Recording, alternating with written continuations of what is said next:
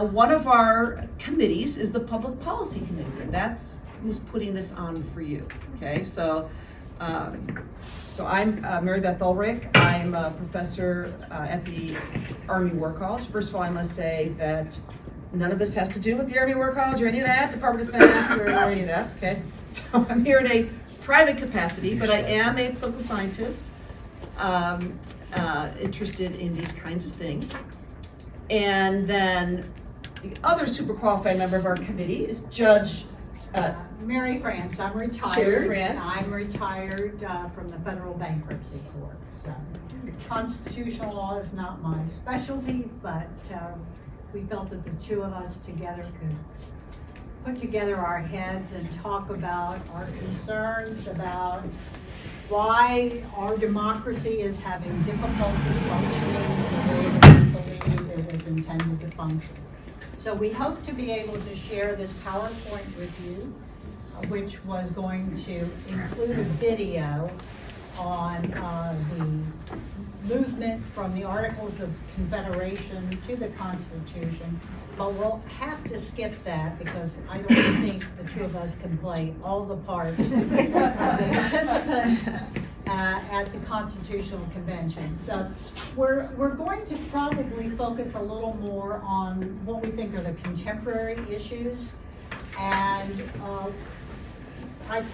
most of you had constitutional principles when you took social studies or history or something along the line.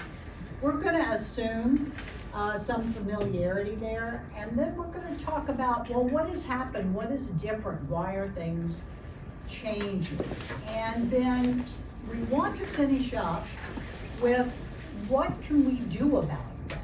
If we feel like there's a departure from the rule of law, what things as individuals can we possibly do? And one of the jumping off points there is a book, and we'll be handing out little cards that have the 10 habits of good citizens that are set forth in this book called the Bill of Obligations, which is a very small but excellent book talking about how if we believe there are problems with our democracy and we think there's been a function on whose rights are being trampled or whose rights need to be asserted, the author here is balancing that out with a parallel idea that if we have rights, we also have obligations. So we'll move and talk about that toward the end. That's just a grand overview. And all right, so I'm going to start out with, we're going to look at the state of democracy globally. Because if you're paying attention, it's not just an issue here, and it's an issue throughout the globe. And if we had, right now you'd be seeing a map of the world, and when you give us your emails, we can send you the PowerPoint. And the map of the world, it's color-coded, and there's different groups out there, and if you get the slides, there's a resource page, and it tells you how you can find all this information. But there's several organizations that assess the state of democracy by country. So if you go to these websites, you can look and see how everybody's doing. What factors are they getting scored high on? What factors are they not doing as well in? And so my main source for this is you may have heard of The Economist, the weekly magazine. But they do something called Economist Intelligence Unit that has a global democracy index. And so but it's important to first talk about what do we mean by democracy. Okay, so the definition I'm using is that democracy is a system of government where people can choose and replace their leaders in regular, free, and fair elections. Does that sound good? Because if you don't do that, I would argue you're not a democracy. Okay, so like I said, I'm a political scientist, and I happened to last weekend I was presenting a paper at a conference that was looking at this more worldwide, and in my research I came across that the Biden administration has really been focusing on this democracy versus autocracy agenda. This kind of, frames their overall strategy. And they hosted a summit for democracy in December 2021. Anybody remember that when that happened? It was virtual, but it was a summit for democracy. And on the eve of that summit, the ambassadors, the Chinese and Russian ambassadors to the United States, they got together and they wrote a joint op-ed because they were very disappointed they weren't invited to the summit for democracy. And so, and they were saying things like, and the Chinese ambassador in his part of the op-ed said, well, we're just a different kind of democracy, we're this, that, the other thing. And then the Russian ambassador said, also, we have our own kind of thing going in Russia, and, how is it the U.S.'s place to judge others on just kind of one definition? So anyway, what I thought was interesting about that is even like the worst autocrats, they want the label, right? There's a certain allure to it, so they kind of pretend to be it. But there are some, I would say, authentic definitions, which we just ran by you. Okay, so then when are elections fair? Say when they are administered without preference to any particular candidate. So, because Putin would say, I've been elected. Well, was that a fair and free election? Was that election conducted with preference to a particular candidate? Yeah, I would say so. So that, probably doesn't qualify, sorry. And then if you want to get even further, liberal democracy requires more than just voting. So liberal democracy also requires strong protections for our civil liberties, such as freedom of the press, freedom of association, freedom of assembly, freedom of belief and religion, the fair treatment of racial and cultural minorities, robust rule of law, where nobody is above the law, an independent judiciary to uphold that principle, and trustworthy law enforcement, institutions to check corruption, and then a very lively civil society. So by a lively civil society, lots of independent associations such as AAUW, these different citizenship groups, social movements, universities, all of these parts of society that kind of weigh in, and they're part of the checks and balances. So we think of countries that are having trouble, it's because that's a long list of things that they could fall short on as far as that goes. And so when this organization evaluates this globally, they look at 5 factors. One is your electoral process, the functioning of government, political participation, political culture, and civil liberties. So the trend this year, since about 2006, they have what's called a democratic recession, which means that the numbers, the percentage of countries that are democracies and fulfill these criteria has been sliding, and it has been getting worse pretty much every year until about this year, when it's just sort of stagnated. And some went up and some went down. But according to their evaluations, 45.3% of the world's population lives in some form of democracy. Only 8% are classified as living in a full democracy. And compared to 8.9% in 2015, because in 2016, US was kicked out from full democracy to flawed democracy. And I'll tell you why in a minute.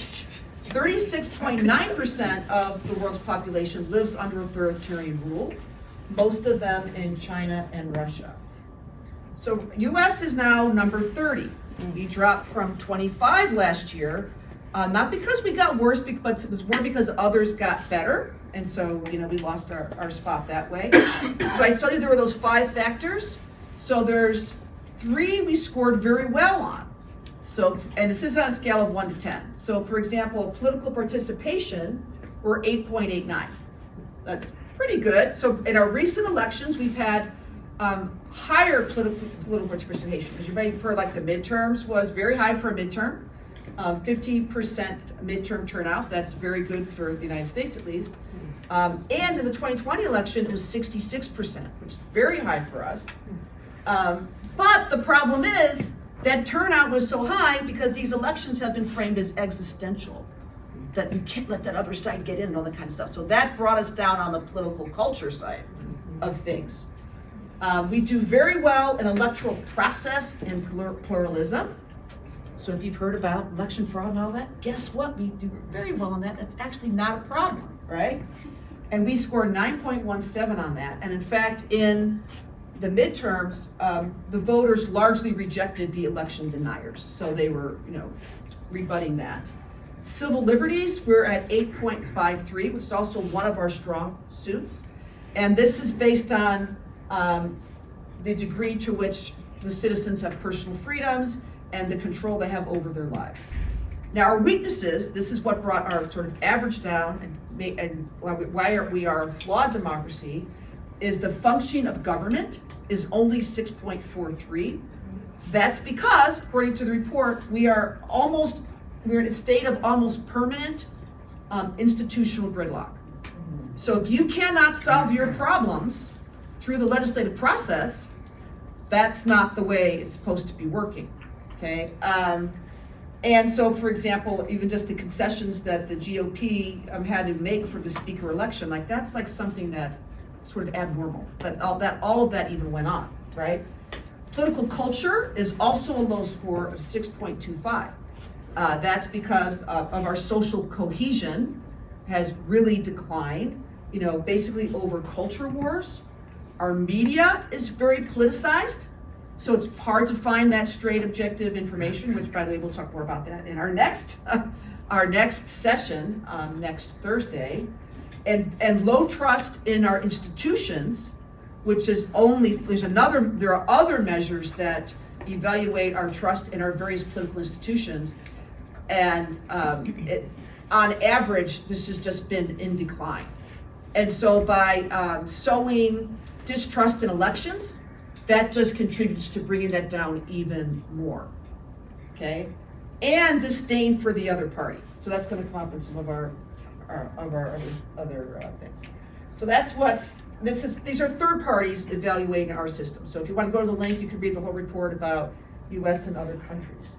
Okay, at this point, we would have shown this really amazing video that starts in the Constitution Center. You've ever been there? And you've got all those life-size signers there.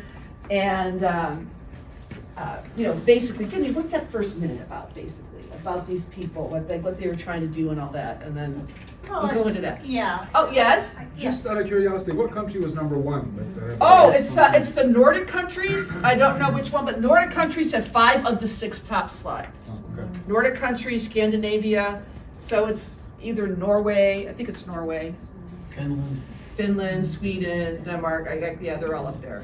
And if you remember during the COVID pandemic, when it was full blown, they had some of the highest compliance because people trusted government and believed that they would be able to cope with problems. And that's part of the difficulty now, is this lack of trust in the process of the government.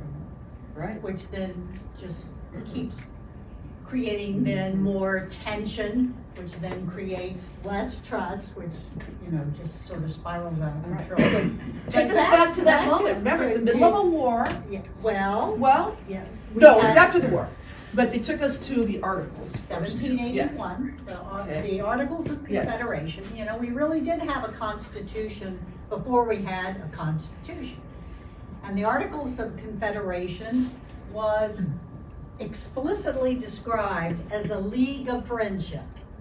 Come on, a league of friendship. That's when we all go out and have coffee together or something, This is no way to run a country. This is 13 states that say, we're going to be friends with each other, we're going to cooperate with each other, but hey, national government, you have no power to tax.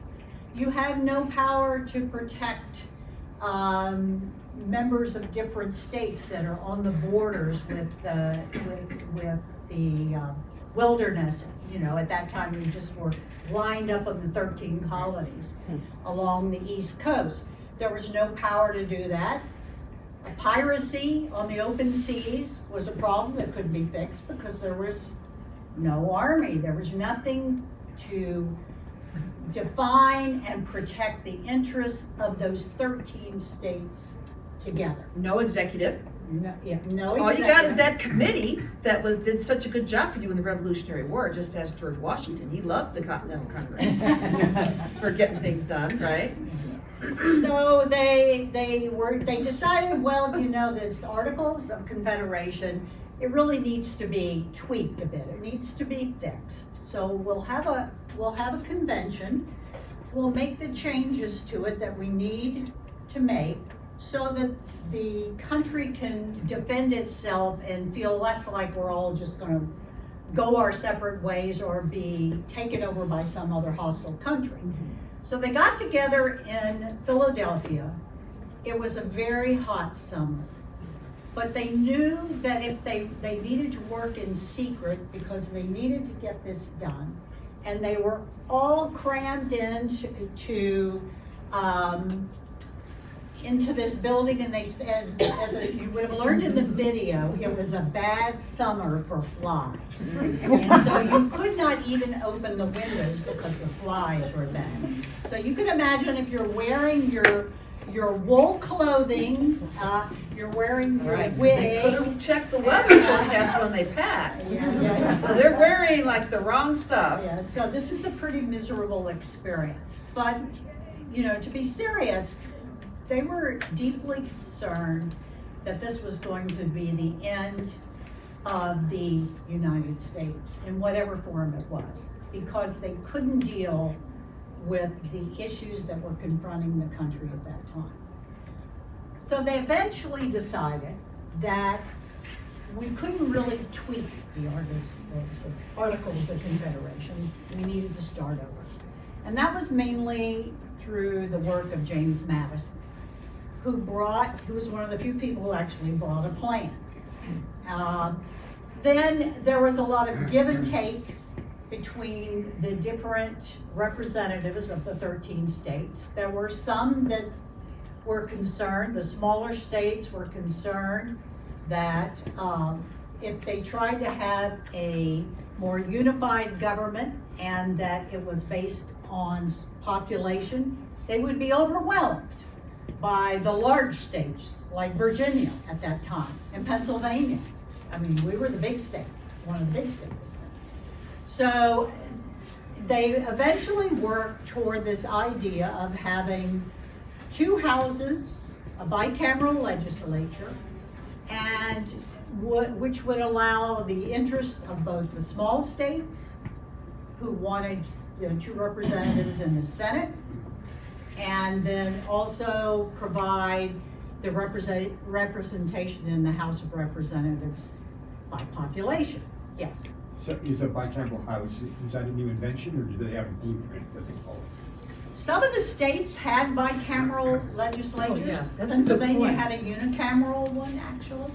So they had a lot of state constitutions. Right. Right, so they had, everybody kind of brought the best ideas from their states. Now, those would have been innovative at the time, but so, kind of like today, we say the states are the laboratories of democracy, so they could say the colonies were the laboratories for what ideas eventually came to the convention. But one of the interesting points that the video brings up is that the representatives who were the powerful people within these particular colonies, they distrusted themselves. They knew that if too much power was given to individuals, they would become autocratic. So the whole idea was to develop a system where you could represent different interests, but you also would have what you remember you learned in social studies as checks and balances. Where as the video describes it's sort of like a game of rock, paper, scissors. You know, the Congress does one thing, well, then they have to look to the executive to you know, the executive can veto legislation that the legislature has proposed. So you manage to spread the different powers out among the three branches of government, and that came out of this fear. You know, they just had a revolution, to get rid of a monarch and a very strong parliament, and to try to separate those powers out in the three branches of government.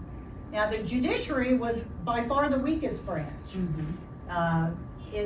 And so that was really the understanding that it would be the weakest branch. Now, of course, that changed later, became stronger based upon John Marshall and some of the interpretations of the court's ability to say what the law is. But the idea was that these three branches would sort of keep everything in tension. Right, so avoid, if there was one theme, it is avoid the concentration of power in any one place.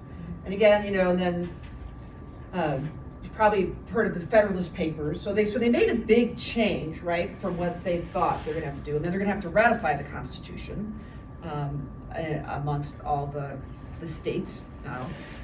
And so they wrote all these essays to explain, because the change from the Articles of Confederation to the Constitution was going sort of against the political culture at the time, because the political culture was, we don't want a strong executive. We want to really favor our liberties, we're favoring their liberties over their security, right? And then they found out that that wasn't going to work. And in fact, in the few months before the convention, which was already on the calendar, was Shays' Rebellion in Massachusetts. So that really scared them, because going back to Judge Francis' earlier point about the military not having any kind of central military, so they relied on the militia in Massachusetts to put that down, which was a very kind of close thing. So that scared them, and then they realized that one of the goals coming out of the convention, a lot of the changes had to do with improving the security. And also, Right, it had to address the issue of the tension between the states. You may not be aware, but Delaware and New Jersey plan to invade New York. I'm not making this up. The Port of New York was the only place where goods could be brought in. And so, since these were separate states, and you didn't have the same kind of ability to move from state to state, they imposed tariffs. And the Delaware and New Jersey were being strangled to death by these tariffs. So they actually had put together a plan to invade New York. See, we stopped all that by adopting the Constitution. So, but that was just an example of it. There were wars between, or disputes, not wars, disputes between South Carolina and Georgia over water rights, and there was no way to resolve that other than to go to war. So this quickly became apparent that you couldn't deal with the issues. And there were outside powers still in the continent, so they were worried about that. Like, if they weren't united, the British and the French and the Spanish, everybody's still around, they would pick off colonies here and there and all that. So they realized that. And they also had a vision that they would be going, they knew like that West Coast was kind of out there, because the Spanish were already there, right? So they were doing their thing. And that they needed this. They had the vision of actually being, I think, a great power at some point, but also realizing that they're very weak at the moment. Right. The other major theme is compromise. So I think the point of like refreshing the constitutional foundations is that it reminds you of their continued relevance to today. So it was all about compromise. Like, nobody got what they wanted. And, that spirit of compromise is something that's like really missing, from our national politics now. So they really had this idea that they created this system where, where arguments would be made. I mean, these were like great debaters, right? I mean, it was all about oratory at that time. And then the ideas would compete. And then if you didn't get your idea this time, you'd come back the next time. But there was a process of, deciding things and then moving on. And also Yes. there was the idea that whatever you came up with was not going to be perfect. Nobody thought the Constitution was perfect. Sometimes when we talk about it, it's as if God handed it down like the Ten Commandments, and I'm sure Justice Scalia is unhappy. Yeah. But there's this idea that somehow it's immutable and perfect. They never thought it was perfect. And of course, that's why they had a provision for making amendments. And the other thing you need to remember is that when it was first adopted, there were no Bill of Rights. It took them 2 years to do that, because they were tired of those flies in Philadelphia. But they agreed there would be one. So that was part of the compromise. And the last point I'll make, and then we'll move on to the next section, that's related to the compromise, is of course slavery. They were compromising over that. And so I think it's very sort of ironic that when they decided that the slaveholding states were going to get credit for their slave population, with this three-fifths compromise. And there were, I wouldn't say abolitionists yet, this is a little getting ahead of the game, but there were Northerners who were quite not happy with that. Their argument was, so you're rewarding the states that repress, the more people they repress, the more representation they get in Congress. So some people had a hard time with that, right? But that was this compromise that we never would have got those southern states at the time. We can recommend, there's a bunch of books in the back that we looked at. One of them is A New History of the United States by Jill Lepore, that's back there, and that's where some of these stories came out of. Okay, so we wanted to make sure that we just revisited those constitutional foundations and how the rule book came to be the rule book. Yes? Do you think you can find that video on YouTube or something? You can find it, just send it to your email, we'll send you all the slides. It's just a link in the slide. Awesome. Whatever, yeah. And we have, there's a resource page that has a bunch of other stuff that Annenberg Foundation has a lot of educational resources about that. And yeah, it's the Annenberg Foundation, and it's actually a classroom tool called Key Concepts in the Constitution. And it's an hour, so we were only going to give you 20 minutes. Right. So that was all just to get the rules, like how it's all supposed to work.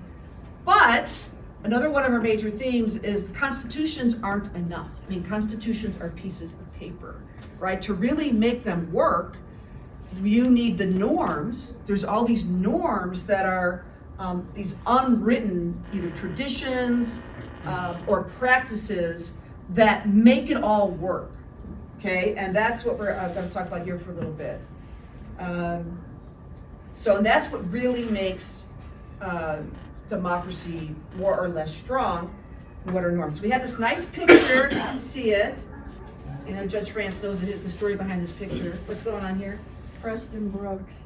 This is some people in Congress. Somebody's caning the other one sometime in the 1800s. So this does violate one of the major democratic norms, which is mutual toleration. That is not, and civility. Okay, so that's a bad example. And then I've got my Scrabble norms there. Okay, so norms are not written down, but so to be a norm, it must be widely known, respected, and enforced. Okay, and these are our guardrails of democracy. And one of the most important ones is accepting the results of elections. Mm-hmm. Right. And moving on. And sure. riding in the car along with the guy who won. Yeah. And sucking it up even if you're Well, disappointed. showing up for the inauguration. Yeah. There you go. Yeah. So Again, that's not a law. It's not even really written down, right? Like you're just supposed to do it. But there are two main norms that are kind of out there in the literature, and a lot of this comes from. There's another book in the back called How Democracies Die. So that got a lot of play, and in fact, even some of you, one of the authors came to Dickinson a few years ago. I remember going to see him, and they were these Harvard political scientists that had studied this in other countries, like for their careers. That's what they did, and they were explaining how democracy died here, there, or the other place, and then like, oh my gosh, some of these things that we're seeing in these other places are happening here. So then that book, which normally they would only be writing about other countries, they do write about other countries in there, but then they have a chapter about the United States and how we had fallen into not following some of these norms. So the two main norms are mutual toleration and what they call institutional forbearance, but it really means restraint of the institutional power that you could possibly have. And we'll give you some examples. So first with mutual toleration, so for example, if you're following this norm, then you don't see your political rivals as your mortal enemies. Okay, your rivals are not your enemies and they are not an existential threat. And you accept your rivals as legitimate. They have a right to exist. They have a right to govern if they are, if they are duly elected. We don't treat them as treasonous or as subversive. Without mutual toleration, then it's more easy to justify extreme tactics against your rivals. So, and we'll get into this when we get into what you can do, with our 10 Bill of Obligations, but you do have some power. You don't support those kinds of people, right? You don't encourage that kind of behavior. Now, forbearance, there's this picture of it kind of like you're on either side of a red line kind of thing. Don't cross these lines.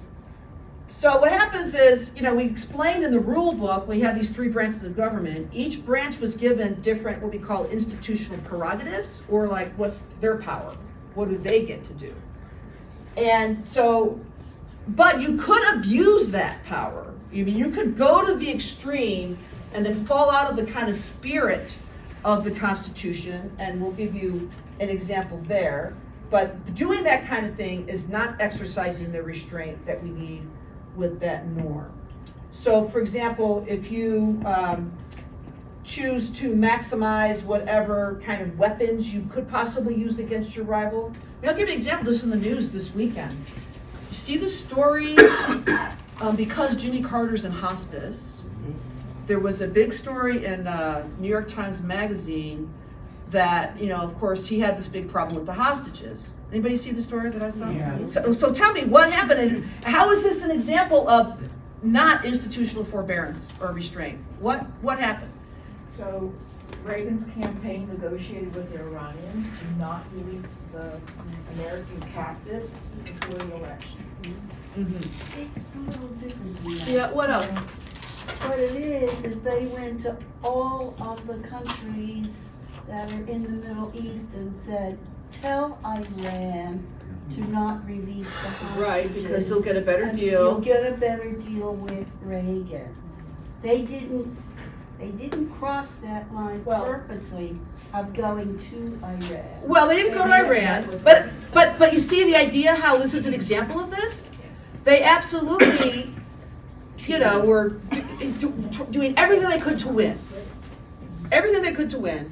And, we don't know exactly what happened, but in terms of the cause and effect, but we know that there was an attempt to do this, and this was a violation of this norm.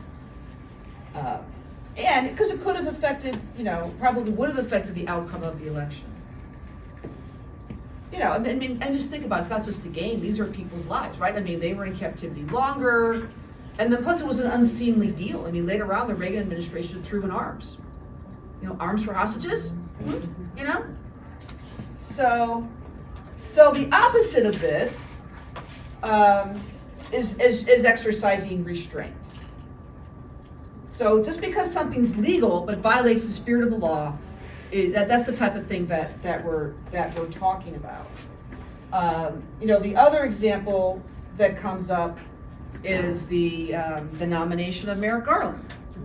Right? There was more than a year left, I think, or sometime in that year, fully within the president's authority to do this, but one piece of this equation was playing institutional hardball, making up whatever reason it was. But that never should have been a thing, and then we'll get into this, that's we have a whole list of that.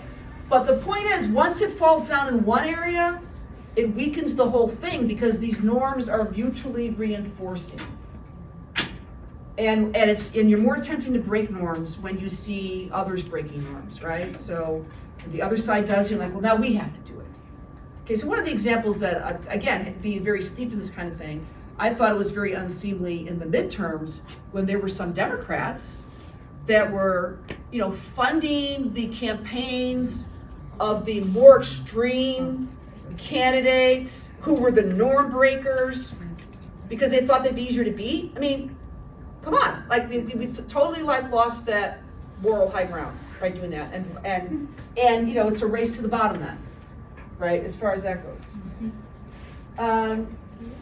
But by having, And then I think kind of Yeah. the opposite of that was the situation where John McCain, when Right. somebody was talking Obama being a Muslim, was quick to say, no, and the norm was you don't demonize or you don't let people think the wrong, that if you want to disagree with someone, you disagree honestly on what that person's position is. You don't mischaracterize it, and you don't demonize the other. right, or play to those benefit from their prejudice. Right.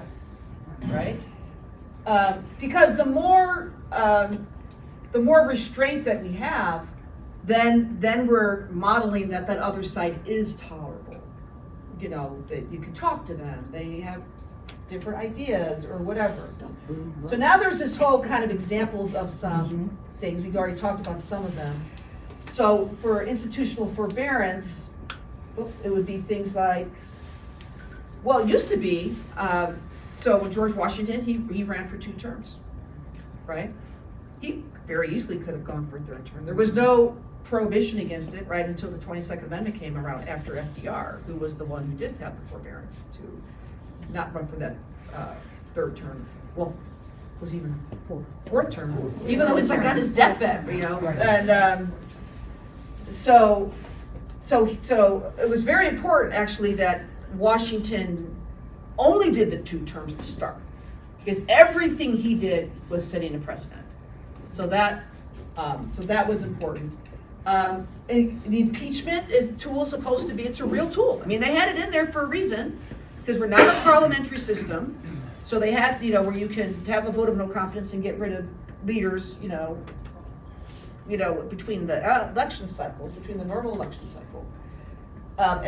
But to use this tool, not for real crimes, but as a partisan tool, that goes against, that's not institutional forbearance. Or we have different presidents who try to pack the court. I mean, there's no number in the Constitution for the number of justices. We have settled on 9. So others have come along and said, oh, no, we want to, FDR tried to do that. It didn't work, but that was not institutional forbearance to try to do that. And that's just even things like these powers are set out where the president's supposed to nominate who he wants for positions, and the Senate confirms them. Well, if they're qualified, they should get the job, but just to block them for just because they're the other, they're the nominee, things like that. Using filibusters like all the time instead of letting things go to the floor and be deliberated, and then abusing the whole gerrymandering, redistricting process. Those are examples of institutional forbearance. Violations of mutual toleration. Again, we talked about demonizing the other side. Even when Hillary Clinton called the other side basket of deplorables. I mean, that did not work well, but also wasn't a good example of mutual toleration. If you obviously lock her up, that's not mutual toleration. Promoting or normalizing political violence. Heckling during the State of the Union and solemn occasions of state. Referring to other parties' members as terrorists. We have a little link to that. Of course, the most important one, accept election outcomes when you lose. And any kind of win-at-all-cost tactics. So that was the whole kind of first half of the program, where reviewing the constitutional foundations, talking about the importance of norms, and now we're going into our coverage of the book. So this is a book, you probably heard of Richard Haas, President of the Council on Foreign Relations, so this just came out. And first of all, it's interesting that the Council on Foreign Relations, the mission of the Council on Foreign Relations is to educate the American people specifically, but they have a great website that educates the whole world, to be knowledgeable on foreign policy. But recently, they've been paying attention to domestic policy because they're very concerned about the state of our democracy, and arguing that if we cannot improve our democratic resilience, this makes us weaker abroad, affects our power, and we're less influential and all that kind of stuff. Did everybody So, get the card? Everybody should have got the little card, so we contacted them, they sent us these cards. Of a slide to put up there, you may need to refer to your card. Because we're gonna go through those and then hopefully toward the end, maybe break up into some small groups and have you talk about some of these suggestions and give us some of your feedback. So we're just gonna go back and forth, I have the odds, and Judge France has the even. So the first one is be informed. So first of all, the most important thing on that is understand how the government's supposed to work. Okay, because even I think some of those January 6th protesters, I think they thought they were like very patriotic, but they really misunderstood how the government's supposed to work, and that they were disrupting a constitutional process, which is why they were breaking the law, and a lot of them are now in jail. Okay, because if they had a better understanding of how things worked, they would realize that is not, whatever they were doing was not a legitimate act. And again, since we are a republic, that means we elect our representatives to go and represent us. The most important thing we can do in this process is to be aware of the issues, so we wisely elect those representatives. So we know what they will do, how they will represent us or not. Okay, then how do we do that? It helps to have a variety of respected sources. So think about, what are the feeds that are going into your citizenship diet? Okay, is it a balanced citizenship diet? Are they objective sources? And he actually gives a lot of ideas in there too, and I'm sure we all have ideas, and it's something we can talk about in the small groups. And also, since disinformation is a very big problem now, right? Through social media, through foreign actors whose goal is to spread the disinformation. Honestly, that's the biggest problem that U.S. government has with TikTok, because they're afraid that the Chinese are feeding certain message to our youth, and they can control that, and all of that. But the antidote to that is the informed voter. So the informed voter is much more resistant to disinformation. And then finally, those in a position to influence others have an especially high bar for making sure they have good sources of information. So if you are in any kind of influential position where you can influence others, you have a greater obligation. Okay. Number 2, get involved. And of course, the first thing that you need to be doing is registering and voting. He doesn't know I'm going to do this, but I'm going to call on my husband.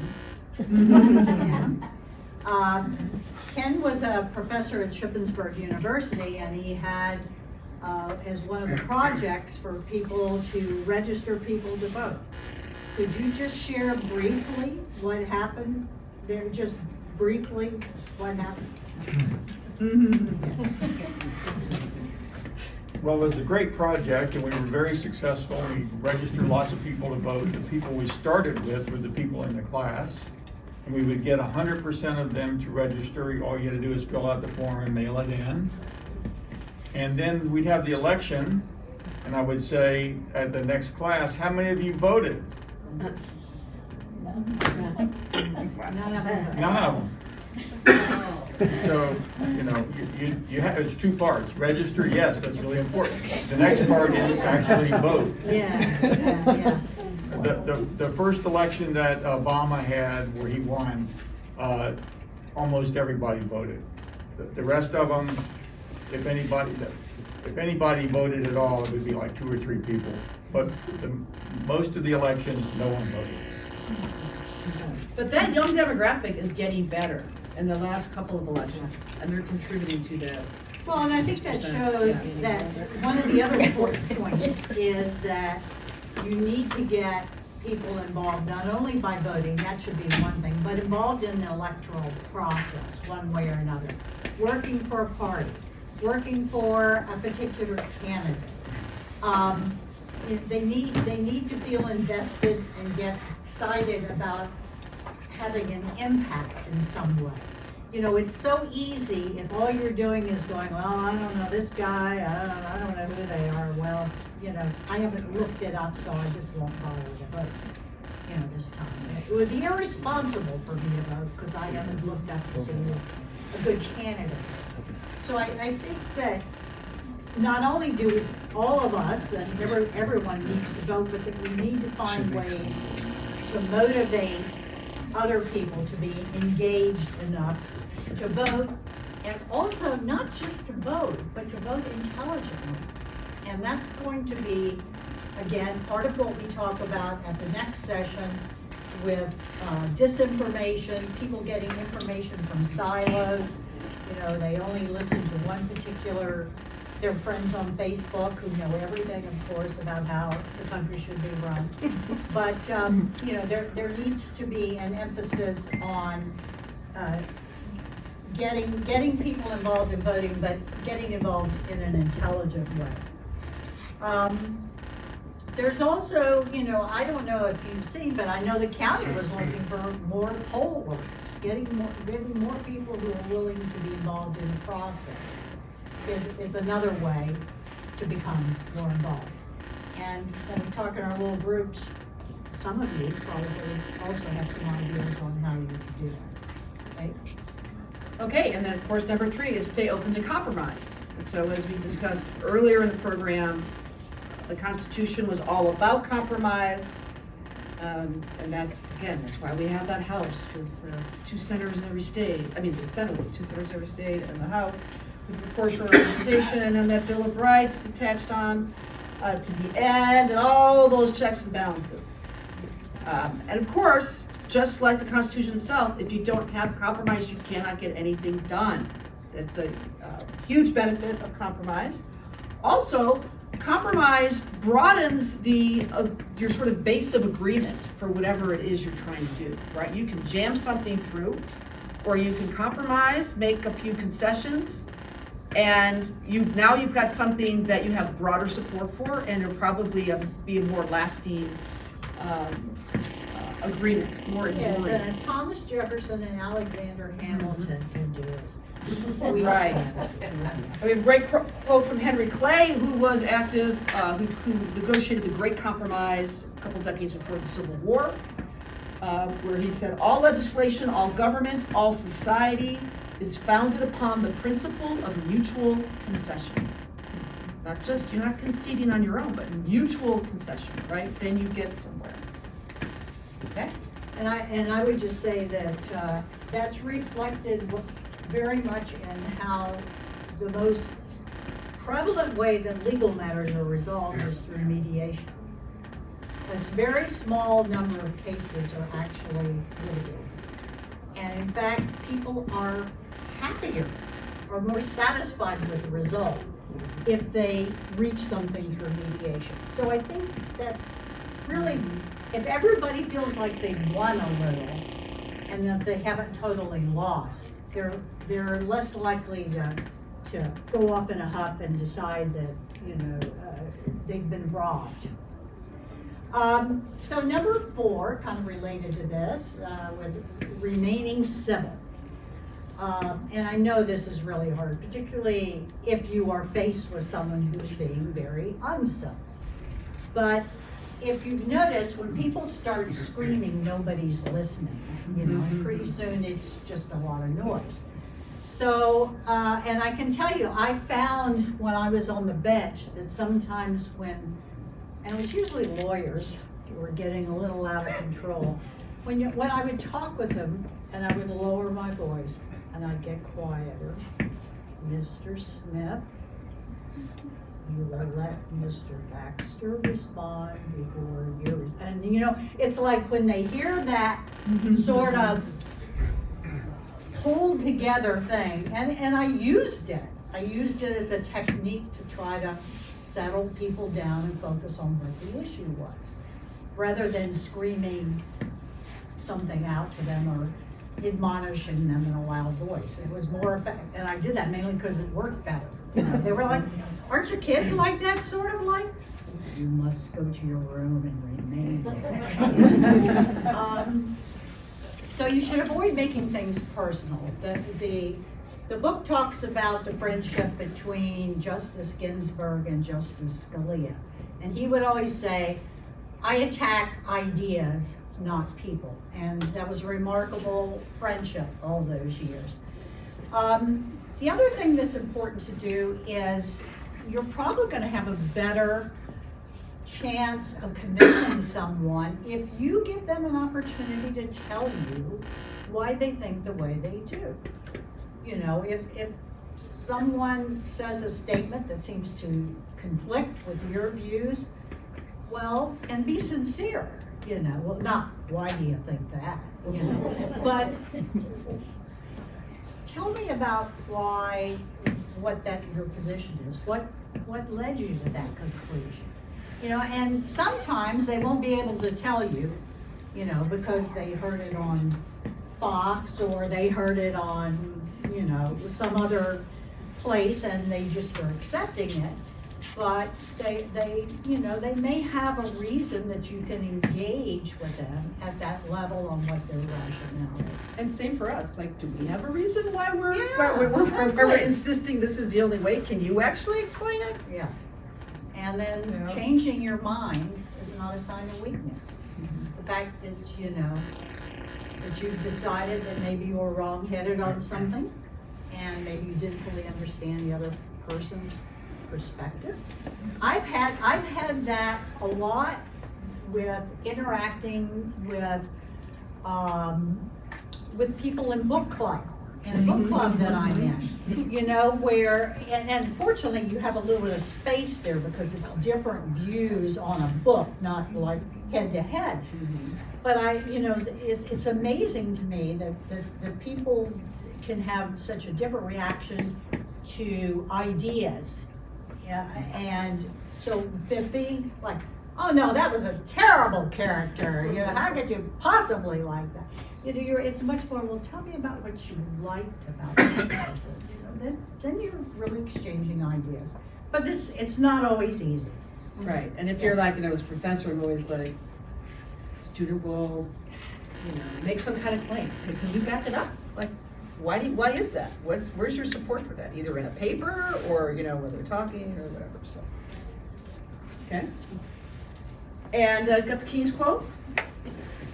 So John Maynard Keynes, his quote is, when the facts change, I change my mind.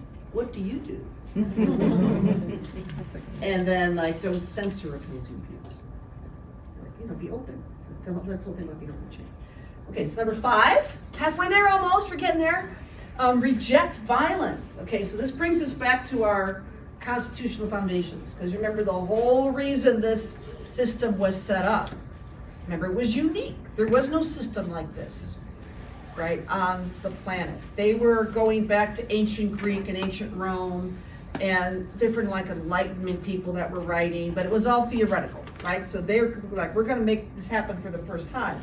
But the big thing that they were achieving was that the political disagreements that would happen would be contained within this system. And those who choose to go outside the system, and you start breaking lots of norms to go outside the system.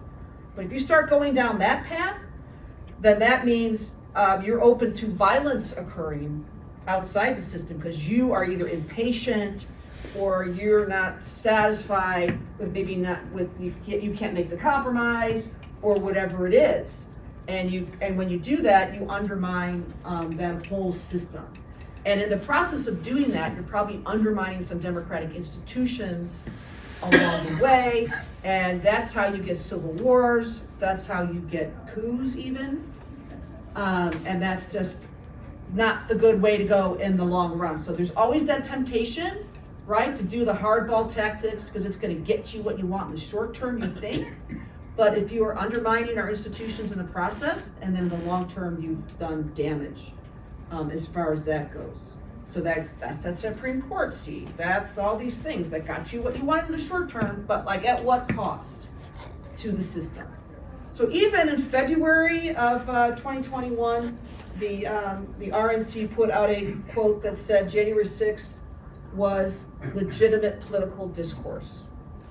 Okay, that's not understanding any of this. That's not legitimate political discourse, because legitimate political discourse does not resort to violence outside of the bounds of the system. And so if you don't like what's happening, and then there's all kinds of social movements in our country through the history. So we have a pretty good track record of citizens, because we have our civil liberties, they can then seek change through greater political participation. Either you make sure you're pulling all the levers that are available to us. If that's still not working, like think of like the civil rights movement, then civil disobedience, right? But nonviolent civil disobedience. And a lot of that movement, just brought attention to like the population that wasn't necessarily personally affected by that, said, no, that is horrible. That shed light on that, and then got the support you needed to make the political change. So this is what Gandhi did, this is what Martin Luther King Jr. did, and again, because they did this, they made the broader public more aware that they were fundamentally discriminatory and unfair practices, and then through political change, that was the energy to get the political change. Okay? We've talked quite a bit about valuing norms, so I'm simply going to say that's certainly one of the bill of obligations that we should be considering, that it's not only enough to respect the law, to follow the law, to be aware of what the Constitution and statutes provide. It's also adhering to the norms. What is good behavior? What is civility? What is fairness? Things that you don't push things as far as you can just because you can, because you are empowered. And that respect for the other, mutual toleration, and being considerate of the other party's side is an important part of keeping those guardrails in place so that we don't run off the road, even though we're strictly following the statute. Right, and that's important where the other side thinks they can come back and win the next time. But if you make them think that's not really possible, now we have to resort to violence, whatever. So number 7 is promote the common good. So I'm going to start this with another quote from the book. It's from Martin Luther King Jr.'s letter from a Birmingham jail, where he said, "We are caught in an inescapable network of mutuality, tied in a single garment of destiny. Whatever affects one directly affects all indirectly."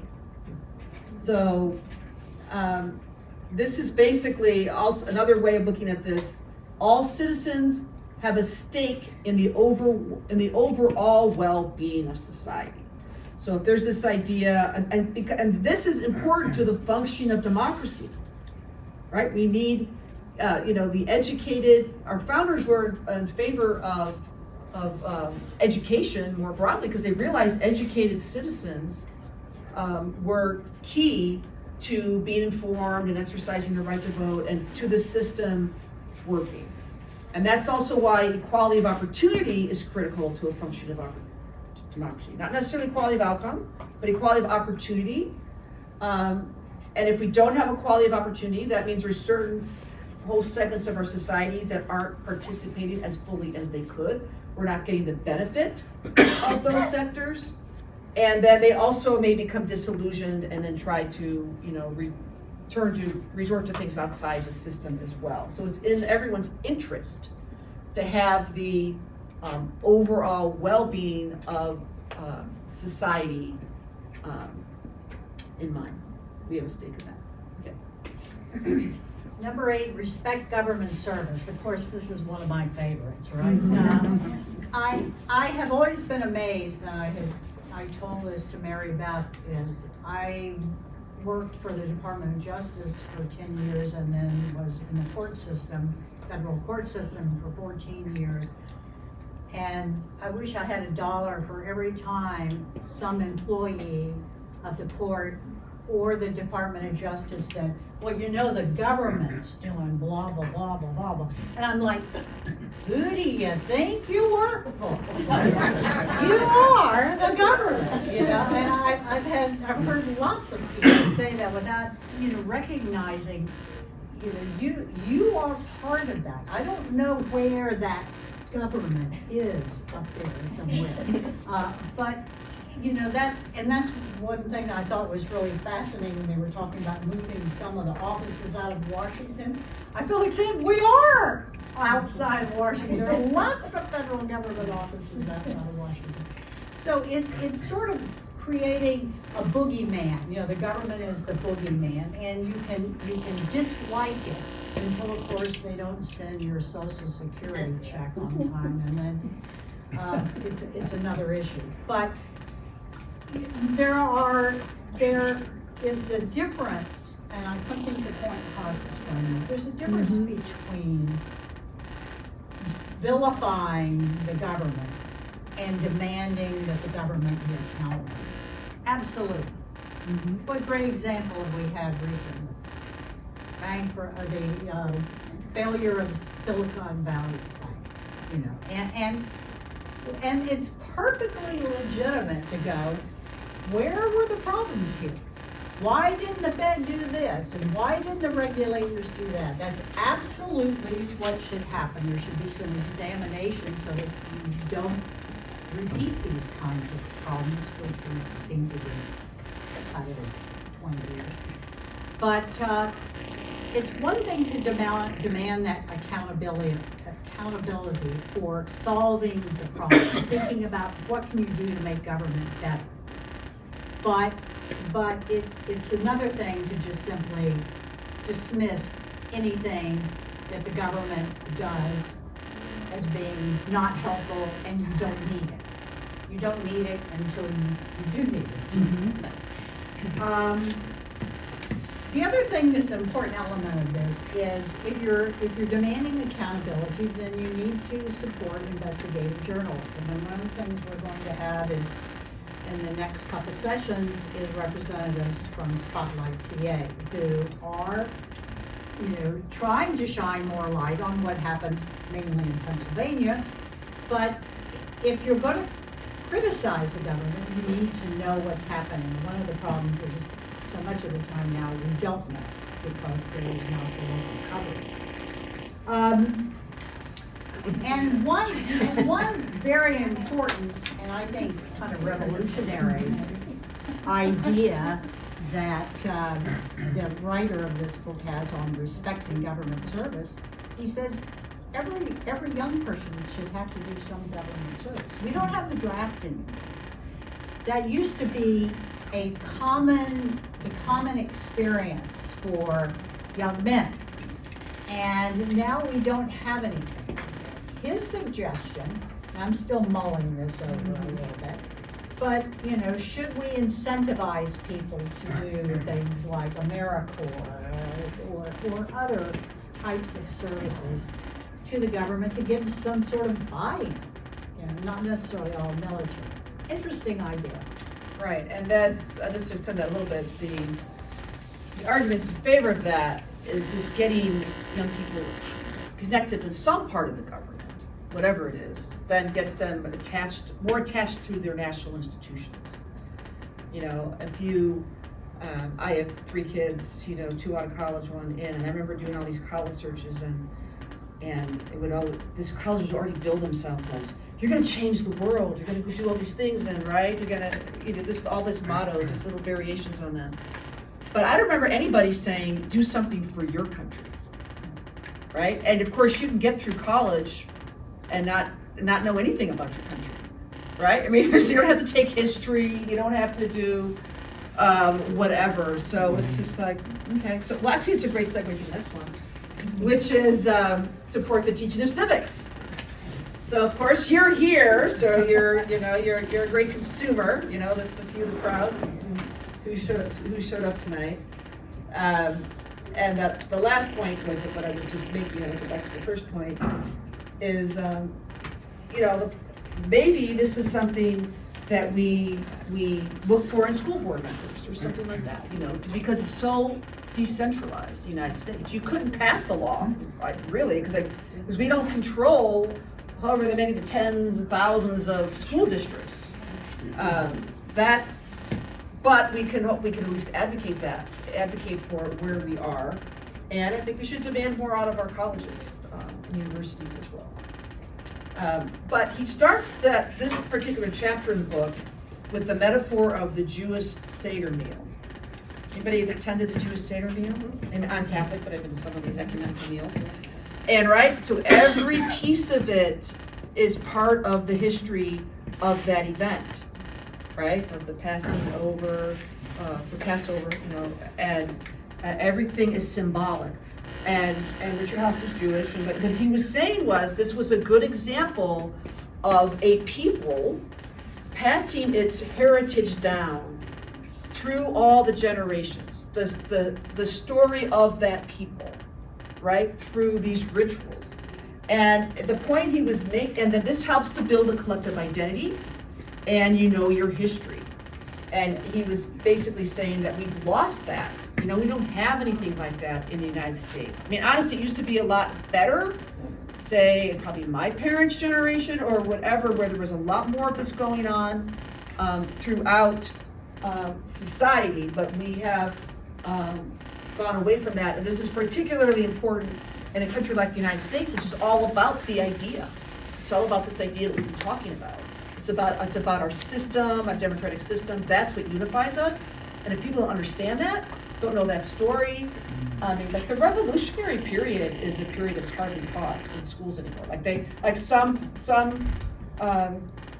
schools only start with the Civil War. They go on from there, and they don't do enough with the founding.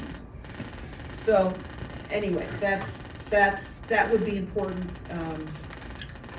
Is the teaching of civics, which is also history. Okay. And finally, number 10, congratulations, we got all the way to 10. Put country first. And when they say put country first, he's talking about the 4 personalities and parties. That you should be thinking of what is good for the United States. Further, don't support movements, persons, parties that undermine our democratic institutions and our norms. And we're trying to build these things up, not tear them down. And we need to borrow at least, I don't know if they're that great at actually living this out, but at least the concept in England of the loyal opposition. We need the loyal opposition. We need to say, I don't agree with you. I think you're nuts on what you want to do, with tax policy. But we didn't win. I'm going to challenge you on that. But I'm not going to constantly be attacking you and throwing roadblocks in the way if you have the mandate. And that's something that we have really lost. I was thinking about, did any of you read Profiles in Courage somewhere along the line? Several of you have, that President Kennedy ghost wrote with somebody, I don't know who. Ted Sorensen. Okay, right. But it was the idea that there were people, who stood up for the right things, and these people were to be admired. Sometimes lost their seats or whatever, right? Yes. Now, I think the general feeling would be these people are suckers. What did they do that for? They weren't looking out for number one. Mm-hmm. So I think it would be great if we could recover that sense of doing the right thing, having a sense of integrity, and thinking what is best for the country. In other words, who does it help if we don't deal with the debt ceiling? It doesn't help anyone, except it makes whoever is in power look bad. Those kinds of things. There's no upside to that. except that you're willing to do whatever it takes to make the other side look like they failed. And You don't have an that's- alternative, if you don't like it, what's your alternative?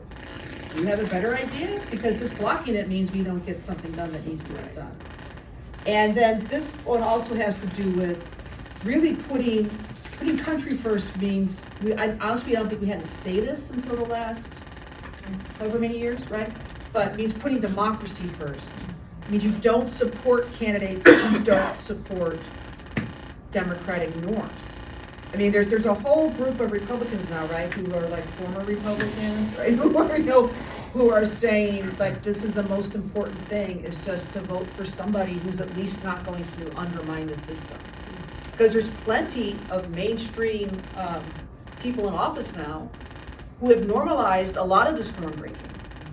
And the only way to stop it is that, and they continue because they're still being supported, right? And they'll say things like, well, I have to, I'm just reflecting the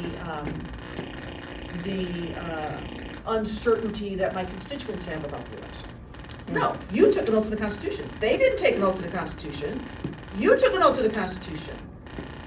And then we need to hold them to it. Because again, these norms don't mean anything if they're not enforced. And our whole system is based on the people enforcing the norms. And the more we're apathetic and don't pay attention, then people are going to just run away and pursue their own interests, basically, right? Yes. You talked a lot about norms. It seems to me that the win at any cost is a norm in itself. And that's not a new norm. That goes back to Reagan. I mean, it just seems it's difficult to change a norm. Another norm was like during the Civil War that blacks were not people. Mm-hmm. And now we have a resurgence of white supremacy. The norm has not changed. Even though there are laws on the books, the laws are being changed to allow more of the pink. Right. What you're talking about, and again, this is my little political science hat on, is that norms are socially constructed, right? Like we talked ourselves into believing that slaves weren't, real people, or whatever that was. That was a socially constructed norm, which over time changed, right? And then norms that can be constructed can be deconstructed, and they can be, norms can change. But what we're talking about is democratic norms. Okay, so democratic norms have particular characteristics, and winning at all costs goes against the democratic norms, because doing that damages the system. So the whole thing is like, but the big takeaway I think would be, if that behavior does harm to our democratic institutions or our system, then that we don't want to encourage that kind of behavior. Even if a lot of people are doing it, and see, that's the problem, is the bad behavior gets normalized, but that doesn't mean that's a democratic norm. They're normalizing the breaking of democratic norms, right? So we have to keep in mind, what are those democratic norms, and don't encourage those people, don't reward them, and do what we can to uphold them. Yes. What would you say the definition of democracy was to the founding fathers? What was their definition for democracy? I think it was pretty close to the definition that we gave. The only the difference is they very much restricted who was going to get to Only participate. 8% of the people could vote. White. Right. They had to be white, male, and wealthy. Property. Now, Yep. the good part of my question is, we've come a heck of a long way. And it's a very positive way. We talked about the Voting Rights Act and things like that. I mean, think about what it was in 1800. Right, because Right, I mean, the way they would defend their position is that they thought that if you didn't own property, you didn't have a stake in the system. And that, but that also just shows a socially constructed norm, that they didn't think very highly of the people, they couldn't relate to those people that didn't own the property. Yeah. What To about think that women they who could own also have a property? stake in the system, right? Huh? So, yeah. Women didn't get the right to own property Right. in Pennsylvania until the 1900s. Married women's property. They could own property in Delaware. So, do we want to do a little discussion since we started late, or do you just want us to wrap up? Wrap up. Okay, so let's wrap. Is number one, and that's perfect segue. Love your democracy more than you love winning. Okay, because winning in the short term might lose your democracy. Judge French made a great point about love your country more than your party. Because your party might be telling you to do bad things. And honestly, we have seen it on both sides. We have examples from both sides. Don't let politicians tell you the other side aren't real Americans. And then look for these violations of the norms and assess them. And hopefully now you have like something to go on to make these judgments, right? And then try to influence others. And I'll leave you with a quote actually from Ronald Reagan. If we love our country, we should also love our countrymen.